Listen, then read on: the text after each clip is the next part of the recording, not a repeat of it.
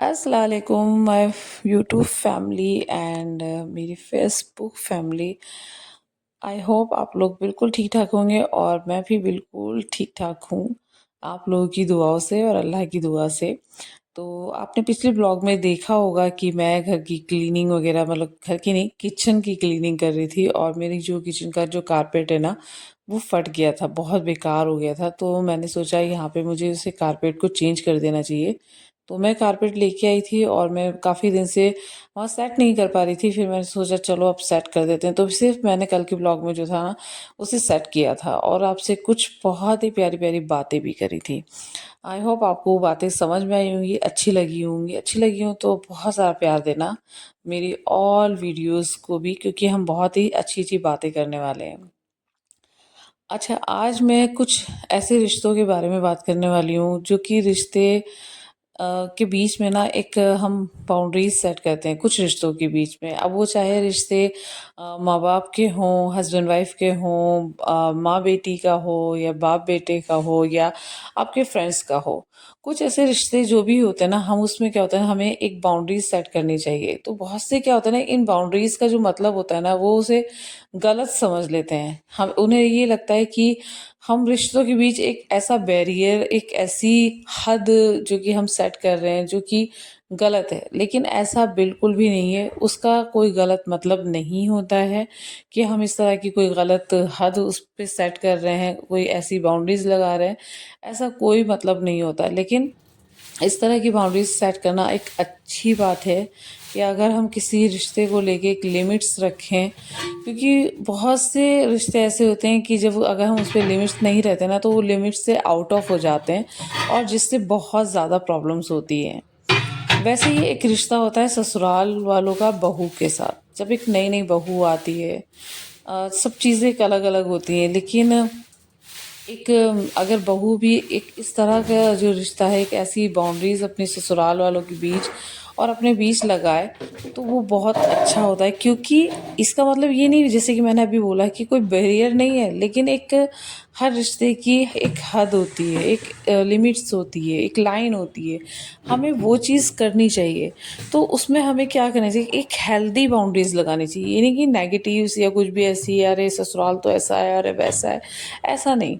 एक healthy boundaries, उससे क्या होगा ना, जो आपकी शादीशुदा लाइफ होगी ना वो भी आपकी बहुत अच्छी चलेगी और आपकी उस शादीशुदा लाइफ में एक अच्छा निखार आएगा और आपका ससुराल वालों के साथ जो रिश्ता होगा ना वो बहुत अच्छा बन जाएगा। एक बिल्कुल एक अच्छा बॉन्ड बन जाएगा कि चार लोग आपको कहेंगे कि यार फैमिली होनी चाहिए तो एक ऐसी होनी चाहिए जिनके बीच कभी कोई लड़ाई नहीं, कोई झगड़ा नहीं, और एक हेल्दी मतलब फैमिली है, एक उनके जो रिलेशन एक हेल्दी रिलेशनशिप है।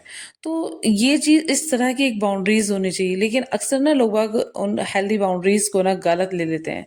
अच्छा, हम मैं यहाँ पे उस हमें कैसे सेट करनी चाहिए जो बाउंड्रीज हैं, कैसे नहीं, हमें क्या क्या चीज़ें उसमें करनी चाहिए, उसे बताने से पहले मैं आपको एक बात बता दूं कि ऐसा नहीं कि चाहे वो कोई भी, जो अगर बहू हो, कोई भी जो रिश्ता हो, जिस हिसाब से खास करके मैं यहाँ पे जो रिश्ते की बात कर रही हूँ, एक बहू और ससुराल वालों के बीच के रिश्ते की बात कर रही हूँ, कि उन्हें बहू को भी ये देख कर, ये सोच के वो बाउंड्रीज सेट करनी चाहिए कि आगे वो भी इन लॉज बनेंगे, वो भी एक ससुराल के क्या कहते हैं, ससुराल के उसमें आ जाएंगे कि कल को उन्हें भी सास ससुर बनना है, उनका भी एक ससुराल वाली फैमिली होगी, उनके घर में भी एक बहू आएगी और हो सकता है उनकी बेटी भी एक ससुराल में जाएगी तो वो भी एक इन लॉज के पास जाएगी।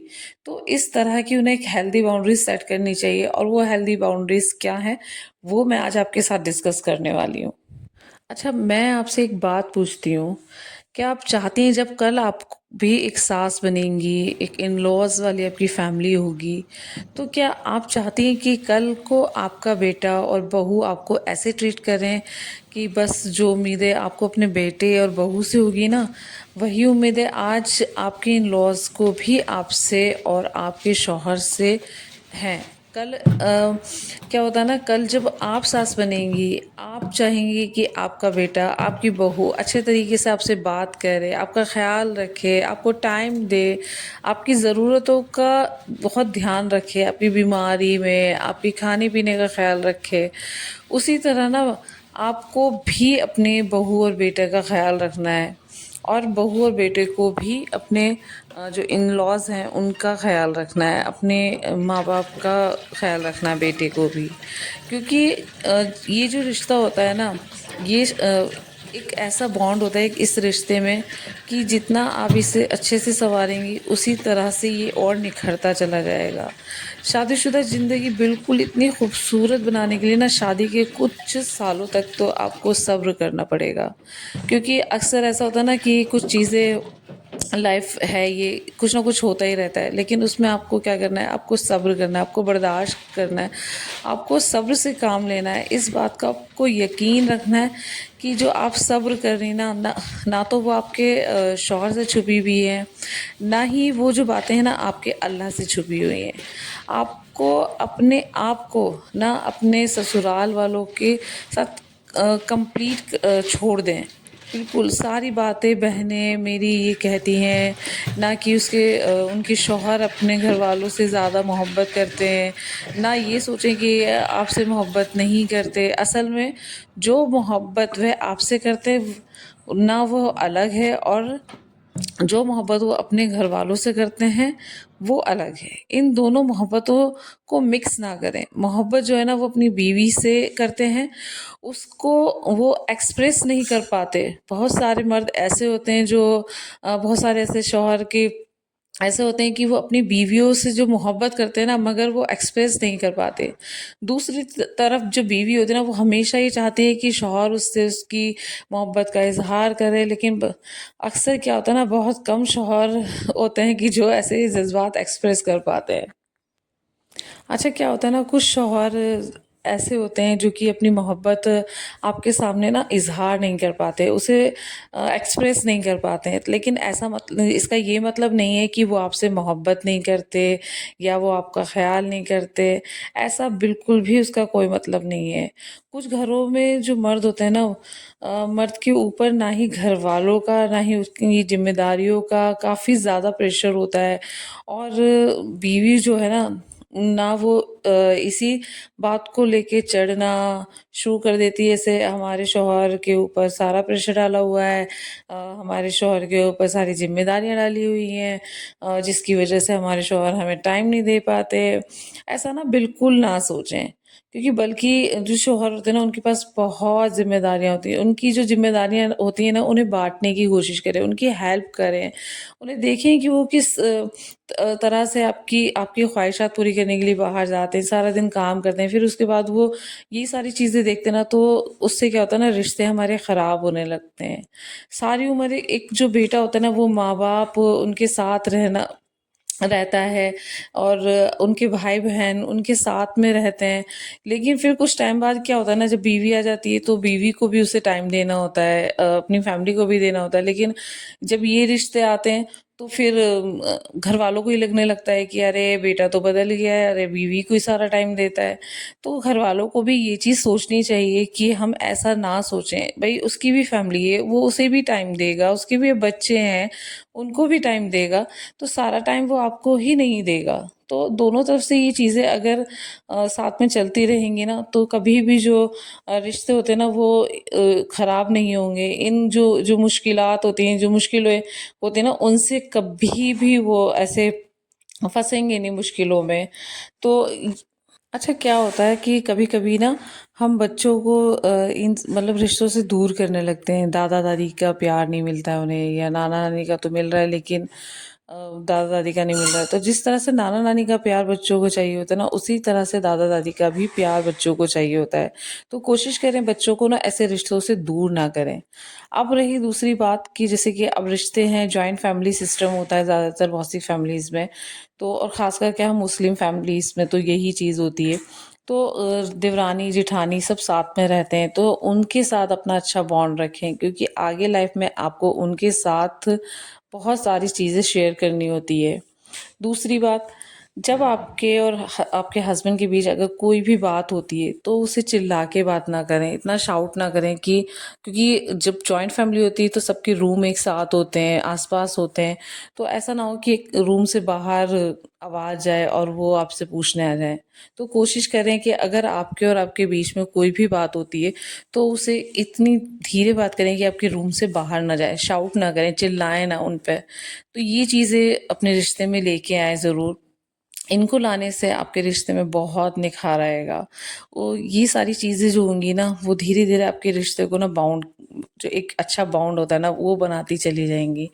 और दूसरा क्या होता है, अच्छा, कुछ रिश्ते जब ये हमारे इस तरह के जो ससुराल वाले रिश्ते होते हैं ना, और हम अगर इसमें एक गलत बाउंड्रीज बनाएंगे तो उनका इफेक्ट भी गलत ही पड़ेगा, बच्चों पर भी और आपके ऊपर भी और आपके शौहर के ऊपर भी। लेकिन अगर जब हम इसमें एक हेल्दी बाउंड्रीज बनाएंगे, और एक बाउंड्रीज का ये नहीं, जैसे कि मैंने भी बताया, कोई हद नहीं, मतलब एक अच्छा रिश्ता, एक अच्छा रिलेशनशिप अगर हम बनाएंगे तो आगे उसका भी असर अच्छा ही होता है। और कोशिश करें कि बैठें, सब आपस में बात करें, कुछ भी ऐसा गलत ना सोचें, ना करें किसी के बारे में, क्योंकि कुछ चीज़ें यहाँ तो हैं गलत, ऊपर वाले के यहाँ भी गलत होती हैं। और ये मेरा एक पर्सनल एक्सपीरियंस है कि जो मेरी फैमिलीज़ है, इन लॉज हैं, हम लोगों का इतना बॉन्ड इतना अच्छा है ना, बहुत ज़्यादा अच्छा है। पहले हम लोग जॉइंट्स में रहते थे, अब धीरे धीरे वही ना कि जब एक चिड़िया के बच्चे हो जाते हैं तो सब अपना अपना घोंसला बना लेते हैं, तो वही चीज़ होती है कि हमने सभी ने अपने अपने घोंसले बना लिए और सब अपनी अपनी अलग जगह पे हो गए। लेकिन आज भी हम अलग रहने के बावजूद भी एक दूसरे के साथ में हैं, जो कि बहुत अच्छी बात है, मेरे लिए तो बहुत ज़्यादा अच्छी बात है। क्योंकि जब कोई भी ऐसी प्रॉब्लम्स होती है ना, सबसे पहले आपके जो रिश्ते होते हैं ना, आपके ससुराल वाले जो रिश्ते होते हैं ना, वो आपको सबसे पहले खड़े हुए मिलेंगे। इसलिए कोशिश करें कि बच्चों को दूर ना करें, आप उन रिश्तों में बिल्कुल एक सच्चाई से अपना 100% दें। बाकी सब कुछ अल्लाह पे छोड़ दें कि अगर आपने अच्छा किया है, आपने गलत नहीं किया, तो अल्लाह भी आपके साथ गलत नहीं करेगा। दूसरा, बस ये ब्लॉग में छोटी-छोटी सी क्लिप्स में आपको ये छोटी-छोटी बातें समझाती रहती हूँ। आई होप आपको मेरी बातें सभी समझ में आई होंगी, और अगर समझ में आई हैं और मेरी वीडियोस वगैरह अच्छी लगती हैं, तो वीडियोस को लाइक शेयर करना ना भूलें, और चैनल को सब्सक्राइब भी कर लें। और बस ऐसे ही बहुत सारा प्यार हमेशा हमेशा मुझे देते रहें, हमेशा बहुत सारा साथ मुझे आपका चाहिए। नए तरीके से वीडियोस वगैरह बनानी शुरू करी हैं, तो आई होप आपको ये सारी चीज़ें अच्छी लगी होंगी, क्योंकि एक लाइफ का एक ऐसा दौर आ गया ना जहाँ पे आपको बहुत सारी चीज़ें समझ में आने लगती हैं, और मुझे भी ऐसे ऐसे ही लगा कि मुझे आपके साथ वो सारी चीज़ें शेयर करनी चाहिए। तो बस मैंने सोचा बस मैं भी इस तरह की कुछ वीडियोस वगैरह आपके साथ शेयर करती हूँ। बाकी आपने सब कुछ देखा ही वीडियो में, क्या क्या होता रहा, क्या क्या नहीं।